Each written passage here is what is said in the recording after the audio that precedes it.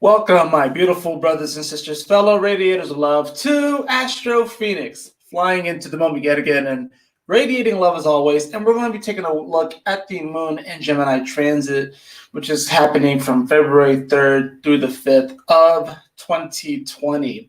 I know I'm a little bit late to this. I think right now the moon is at around like 8 degrees of Gemini or so.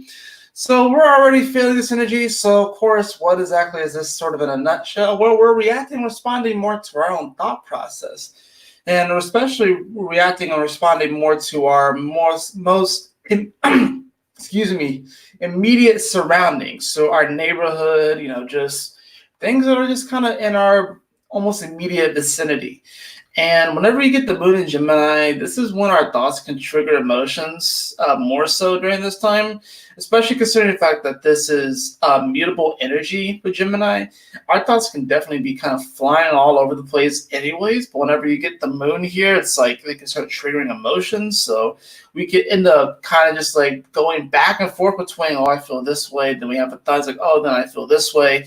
And that's just kind of the, we've been dealing with. We don't really have a lot of other, we don't have anything else in Gemini. We don't have anything in Libra right now. And we have the sun in Aquarius, but Mercury has just left this space. So, we are going to, of course, get that trine over to the sun, as I want to show you here in just a quick moment. And, we have, of course, a bit of this fire energy. Venus is going to be coming into Aries very soon. We don't have anything in Leo, the sextile this energy. We don't have any, we have a little bit of Sagittarius energy, but that's, of course, in opposition. So it's like, it's kind of an interesting time with this moon and Gemini. So, and of course, if you think about it, it's always good to look at the ruler of the sign to wherever the moon is, because that's going to be, in many ways, the moon represents our emotions and how we're reacting and responding. But whenever it's transiting sign, you want to look at the rulership and you want to see like those are going to be sort of like the actions or the actual thing that's going to be happening or the circumstances that we're going to be responding to. And then the moon's going to kind of rule that response. So we got to look at Mercury, right? So let's hop on over to the charts, of course, and kind of just take a look to see what's going on. So let me go ahead and show at the current moment, we do have the moon over here in Gemini currently at 8 degrees, but I want to take this back a few hours. And I mentioned this in the moon and Taurus video because while the moon was in Taurus, it did square Mercury. So it didn't really go void, of course, but these energies did move into Pisces around the same time. So if you look at it from here, from 1 hour to the next, this is around 5:25 a.m. And then if you move ahead an hour, you see that pretty much these energies move at the same time, almost exactly the same time. 0 degrees Gemini, 1 solar minute, 29 degrees Aquarius, 59 solar minutes. So it's really, really, really close. So off the cuff, we get the moon squaring over to Mercury, and this is already kind of difficult because the moon much rather be in, I would say that the moon rather be in Pisces simply because it's a water sign and it can definitely feel a little bit more comfortable, but we can also get kind of caught up on, we may be communicating certain fantasies to ourselves or certain delusions. And not all delusions are bad. Not all illusions are bad. Same goes for fantasies. But we may be communicating certain fantasies to ourselves that do keep us comfortable, but they don't necessarily reflect what's truly going on. So we can be looking at our surroundings right now and stuff, at least with the beginning of this transit, and we could be saying that it's one thing when it's really not that thing. So that's kind of the danger here with that square. But, as the moon continued to move throughout Gemini, of course, you do get that nice sextile over to Chiron in Aries. And, coming off of the square too, we have to also consider the fact that the Uranus is smack in between Chiron and the moon, making semi-sextiles to both of them. So the sextile, of course, is where opportunities have the chance to arise. So there's actually an opportunity arising for us to be healed when it comes to this Aries-like energy, when it comes to initiation, when it comes to action, when it comes to our character, in many ways when it comes to our ego. But what happens here is that, this is coming through the vehicle of, connecting our soul and our mind and making sure that they're on the same page. Sometimes it's hard to get our mind and our emotions on the same page. Sometimes we really like to keep these things separate, but honestly, I have found that when these things are working together in harmony, that's when we can make some of the clearest and best decisions, because we are not necessarily getting so caught up in the thoughts in our head, and we're not so much getting caught up in the emotions, but we're utilizing our mental faculties, and we are following that emotional guidance system at the same time, so where we can make logical decisions, but at the same time they're balanced, and it's all working together. So that's sort of this interesting energy that we had going on here with the moon sextiling over to Chiron. As you continue to move the moon, of course, I'm going to just skip ahead to the trine over to the sun. So if we take this a step back or so, here we go. So February 4th, 2020, we're going to have the moon trining over to the sun. This is going to be happening at the same time that it is quincunxing Jupiter and making a square over to Neptune. So we are definitely looking for the gifts when it comes to not only having our mind and our emotional energies on the same page. This is why mental health is important and emotional health, because quite frankly, they do affect each other. So, we're looking to connect with other individuals here. We're looking to connect with other individuals, more likely those who are in sort of our direct vicinity and our neighborhoods. And we're trying to, come to this sort of, Aquarius does have this sort of tribe-like energy to it, wanting to feel like a part of a group, but at the same time, there's this rebellious kind of quality to it as well. So this trine is definitely going to want us having us want to connect to a group. It's at 15 degrees, so 1 + 5 is 6, or it reduces to 6, which is the number of Libra. So we're certainly looking for harmony and balance. But we have the quincunxing energy with Jupiter and Capricorn. Now, quincunxes cause misunderstandings. They're the awkward stare from across the room. That's the way that I like to look at it. So Jupiter and Capricorn is really all about, going to get it, and how a lot of our fortunes and our blessings come through putting in the energy to achieve what we want to do. And there can be this interesting energy here where you may begin to doubt yourself, or other people may not necessarily see or get your vision, because Jupiter is very much so a visionary energy. Remember, it does rule Sagittarius. So it's about having vision. But Capricorn, since it's an earth sign and since it rules time, sometimes things take time to manifest. And the moon in Gemini is going to be wanting a little bit more quickness. And then, of course, the sun in Aquarius wants to try and fix things. They want to try and problem solve and fix things. So it's like maybe we have this problem in our life that we're wanting to shine light on with the sun in Aquarius, and we're wanting to do something about it. We're wanting to remedy it. We're wanting to fix it. But then we get this awkward stare from Jupiter. It's like, okay, are you willing to put in the energy to make this vision come true? Then, of course, you get the square over to Neptune. It's like, are you living in a fantasy world? Are you doing the same thing but expecting a different result? Are you living in a fantasy world, right? So as you continue this moon in Gemini, it's going to get another rather difficult aspect. It's going to, of course, oppose Jupiter. And this is going to be happening pretty much towards the tail end of Tuesday going into Wednesday, where the moon's actually going to make this nice opposition over to Mars. And that's going to be the sort of moment where it's going to be like, okay, if you're really about it and you want to act on this vision, if you want to act on this inspiration and motivation, you're going to do it. And the moon in Gemini may not necessarily feel like it's ready to do it, or may think that they're not feeling like they're in the right spot. It's kind of an interesting energy. It's like you think that thoughts and feelings cannot go hand in hand, but a lot of times they do affect each other. So we may think that we don't feel like we're ready. But at the same time, here's the thing. You're not your thoughts, and you're also not your feelings. They are tools.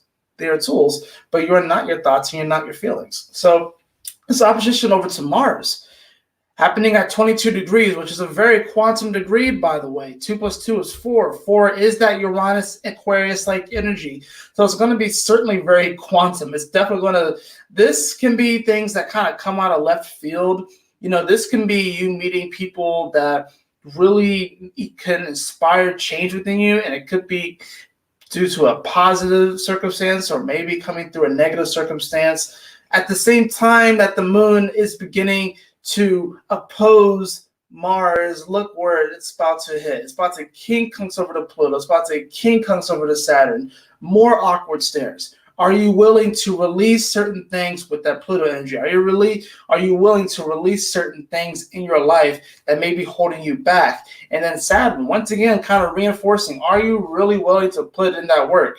You know, Jupiter is asking the same questions. And a lot of time when Jupiter is in Capricorn, he acts like Saturn a lot of times. But it's like, you know, Jupiter in Capricorn, it's like, it kind of is a good cop, bad cop, where Saturn is playing bad cop and Jupiter is playing good cop. Good cop still wants to see you do well, and good cops may still be hard on you. But at the same time, good cop may kind of butter you up and try and get you into the right mood, the right energy to express your truth and express whatever information Jupiter needs at the time. And then, of course, to deliver that wisdom. So we're going to get the good cop energy first with Jupiter. Pluto is the executioner in there, which is sort of like in the corner, like, you better make this change, otherwise the same thing's going to happen. The same, you're just going to repeat the same cycle the next time that moon comes into Gemini. And then you get Saturn, it's like, all right. And then Saturn comes in and kind of cleans it up. And it's like, all right, look, this is what's going on. Look, I want to help you. I really do want to help you. But you gotta be willing to help yourself. So are you willing to freaking put in this work? Are you really are? Tell me what you know. This is what's gonna happen. And then after all that energy, after going through that opposition to Mars, the quincunx over to Pluto and Saturn respectively, the moon is going to make a square over to Venus. And this is going to be the energy that we feel mostly on Wednesday, seeing as it happens earlier in the morning. The quincunx over to Pluto and Saturn is going to be happening at night, or at least for most people. It's going to be happening in the middle of the night, so that can definitely affect your dream space. But honestly, how you wake up on Friday is really, how you wake up, on Wednesday is going to be really important.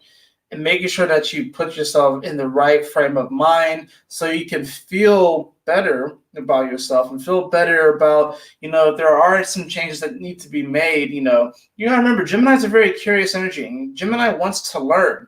So this is going to be, these next few days are going to be these days where are you willing to learn? Maybe you have kind of established a routine for yourself, or maybe it's like, maybe you got to a place where you sort of have plateaued, and now it's sort of like there is a level of comfort within that plateau because nothing can really harm you. But it's like, if you have to go up to the next level, if you have to begin climbing again, if you have to go on another adventure, there's a potential for you to lose. So then you get this square over to Venus, which is not necessarily the most difficult energy because Venus does like to be in Pisces, and the moon kind of likes to be in Pisces since it's a water sign. So the square over the Venus is going to be like, okay, if you truly value this dream life, if you truly value these fantasies, you got to change your mindset. And that's really what you have to value how you think and how you talk to yourself. So it's interesting how after all of these energies, after, like I said, the square over to Neptune, the square over to Mercury to begin this transit, and then of course opposing Mars, quincunxing all that Capricorn energy where it gets a little bit awkward and you're like in the interrogation room, and then it's going to be like you get outside the interrogation room, you get them the information that you need, and then you meet Venus, and she's like, you really can have that dream life. You really can have that fantasy. And it's almost at that point after you spoke with the good cop, bad cop, and you got past the executioner without getting your head cut off. It's almost sort of like you get to Venus, and Venus in this case almost acts like a therapist in a sense, but it's really more so of like, it's almost like you go to like, sort of like a new agey type of deal, or maybe like a life coach or something like that, or maybe you go to like a shula or something who has crystals and rocks and stuff like that, and maybe instead of, you know, maybe it's a more non-conventional means of wanting to like find some healing and stuff like that, but something's going to come up. And I'm saying this all in theory, you know, I'm saying you might not necessarily meet this person. It can happen in a circumstance, it can come through a dream, but there's going to be this sort of thing with the moon squaring over to Venus where there is going to be this opportunity for us to change our mindset and to really realize the value of having a mindset. Now, I'm not going to say necessarily positive, but that is constructive. A mindset that allows us to, of course, think more positive, but also when the negative thoughts come up, to not react so harshly to them that we make decisions and we take actions that are going to be to our detriment. You know, and we're all going to slip up every now and again. We probably all slip up at least somewhat every single day. But if we can begin to just tweak it a little bit every day and begin to learn how to talk to ourselves and really kind of build ourselves up, you know, this moon squaring over to Venus actually is going to be the perfect time, right? February 5th will be a perfect time to actually write down some affirmations and actually speak them out loud to yourself. And then it may sound weird to get into the mirror and be like, I am worthy, I am able. Because like when you do it, and it's say if you haven't ever done a practice like this, it does feel kind of weird, right? Even if you don't necessarily believe it either. That's kind of the loophole with this energy too, because it's Venus and Pisces. So even though you may not necessarily believe it, there's a bit of a loophole where there is truth in there.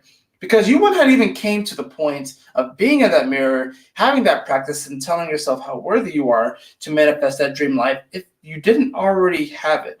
If that signal didn't already come from somewhere. Probably your future self. Probably your future self with some awesome technology that's reaching back. Like, you know, there was this point I remember before where I was doubting myself. So let me put in the coordinates and let me speak to myself then. Let me put in the coordinates and like send a signal to myself, to my past self at that point, and be like, hey, yo, pump yourself up. Tell yourself how worthy you are. I achieved this dream life. You can too, because you are me and I am you. There was no separation. There is no separation. And then, of course, after that, the moon pretty much goes void, of course, at least for a few hours, and it will come into Cancer later on Friday. Wednesday. I don't know why I keep saying Friday, but I meant Wednesday. But that's going to just about do it for this moon and Gemini video. This one went a little bit longer than I thought. We're at almost 18 minutes. That's crazy. But these videos are designed to be a little bit more of a dive into the transits, and plus it's good because I get to show you guys what's going on. I did just drop a weekly astrology horoscope on my channel, so if you haven't already checked that out, be sure to check that out. I talked about the transits for this week from the 3rd to the 9th. And of course, I have the Shooting Star Dailies that are coming out as well. So I will see you all tomorrow for the Shooting Star Daily, and I will see you later on Wednesday for the Moon and Cancer transit video. I love you all so much. Thank you so much for joining me. Astro Fenixx, and as always, my beautiful brothers and sisters, always remember to keep moving forward, to stay focused, and Yahoo! Smile often.